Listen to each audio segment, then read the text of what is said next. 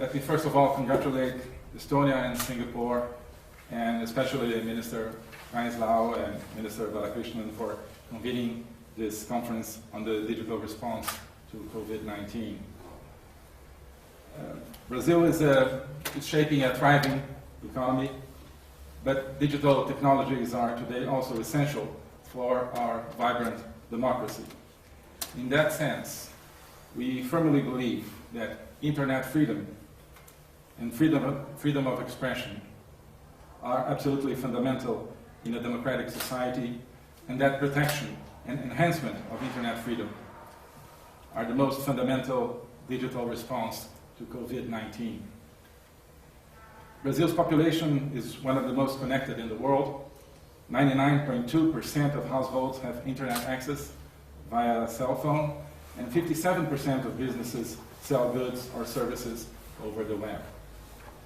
Brazil is transforming its governance with digital technologies with the ambitious goal of making all public services, more than 3,000 services, digitally available by 2022.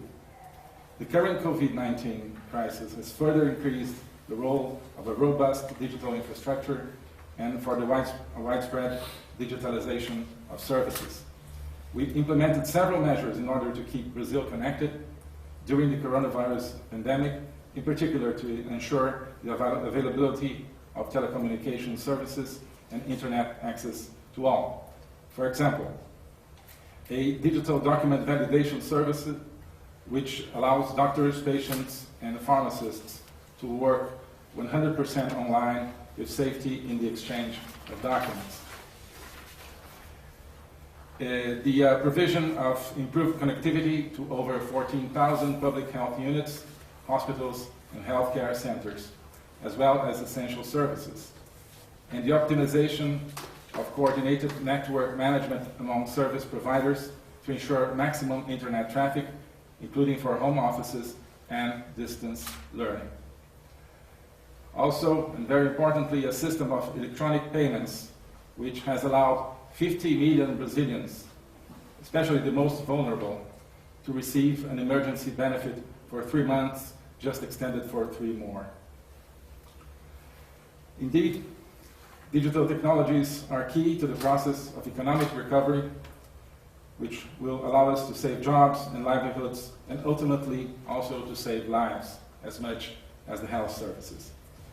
Electronic transactions in the last 2 months have increased by an impressive 20% over last year.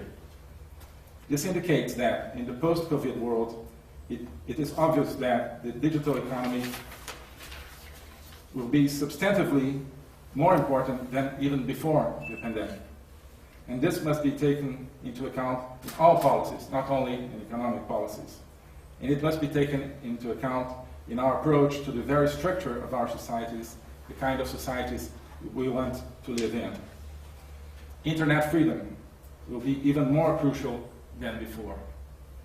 The power of information to create wealth, but also to create meaning for people's lives, can only be unleashed through a free internet. The internet must keep and enhance its role as a tool not only to create prosperity, but also to promote democracy. The globalization process of the last 30 years was blind to the question of democracy. This has been a tragic mistake.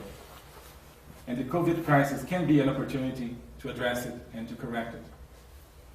In the digital world, this is particularly the case, as digital technologies can be the main instrument for freedom on the one hand, but also the main instrument for totalitarian social control on the other.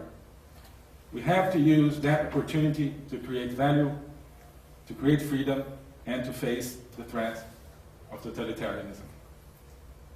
We can emerge from this pandemic not only better, stronger, and more equal, as was mentioned here, but also freer. Let's work towards that goal. The digital divide is not only a question of access to digital infrastructure, services, and devices, but also access to contents and to basic freedoms, especially the freedom of expression. This debate is urgent. Thank you very much.